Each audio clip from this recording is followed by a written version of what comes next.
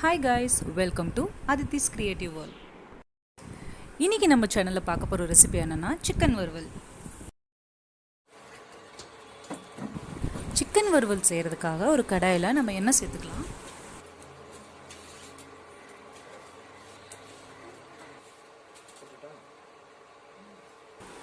கொஞ்சமாக கடுகு,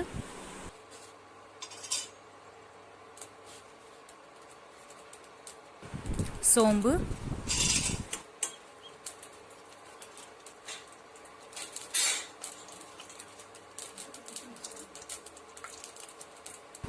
நம்ம காரத்துக்கு தகுந்த மாதிரி நம்ம ரெட் சில்லி ஆட் பண்ணிக்கலாம்.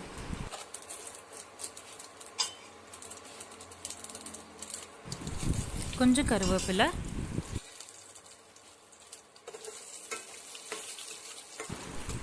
இது எல்லாத்தையும் சேர்த்துட்டு நல்லா ஒரு வாட்டி கலந்து விட்டுடலாம்.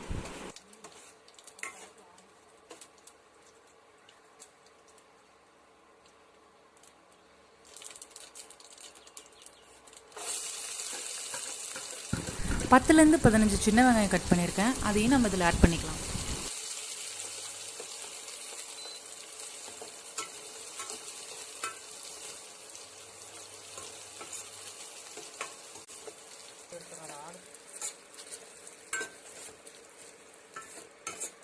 வெங்காயம் வதங்குறதுக்காக நம்ம கொஞ்சம் உப்பு சேர்த்துக்கலாம்.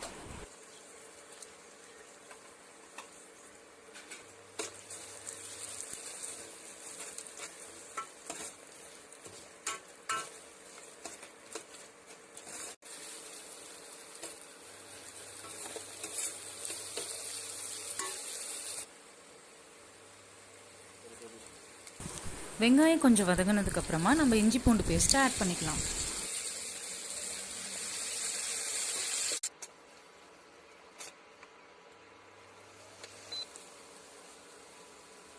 இஞ்சி பூண்டு பேஸ்ட்டோட பச்சை வாசனை போனதுக்கப்புறமா நம்ம நறுக்கி வச்சுருக்கிற தக்காளியை ஆட் பண்ணிக்கலாம்.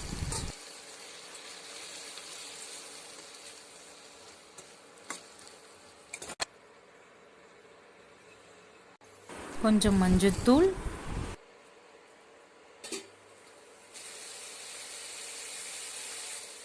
நம்ம காரத்துக்கு ஏற்ற மாதிரி மிளகாத்தூளும் ஆட் பண்ணிக்கலாம். இது ரெண்டையும் ஆட் பண்ணதுக்கப்புறமா நல்லா ஒரு வாட்டி மிக்ஸ் பண்ணி விட்டுட்டு ஒரு மூடி போட்டு மூடி வச்சிடலாம்.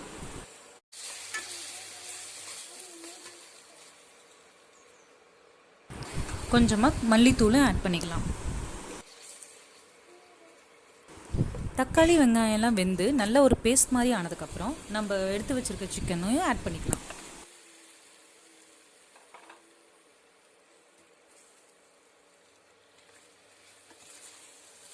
இந்த மசாலாவையும் சிக்கனையும் ரெண்டும் ஒன்று சேர்க்குற மாதிரி நல்லா மிக்ஸ் பண்ணி விட்டுட்டு கடைசியாக கொஞ்சம் உப்பும் ஆட் பண்ணிக்கலாம்.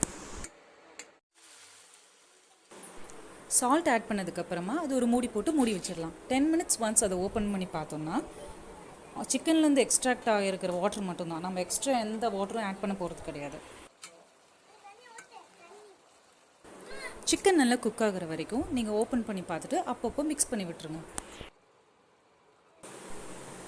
இப்போ சிக்கன் நல்லா வெந்து ரெடி ஆகிருக்கு. இந்த டைமில் நம்ம கொஞ்சம் கொத்தமல்லி இலை, கடைசியாக கொஞ்சம் பெப்பரும் ஆட் பண்ணிக்கலாம்.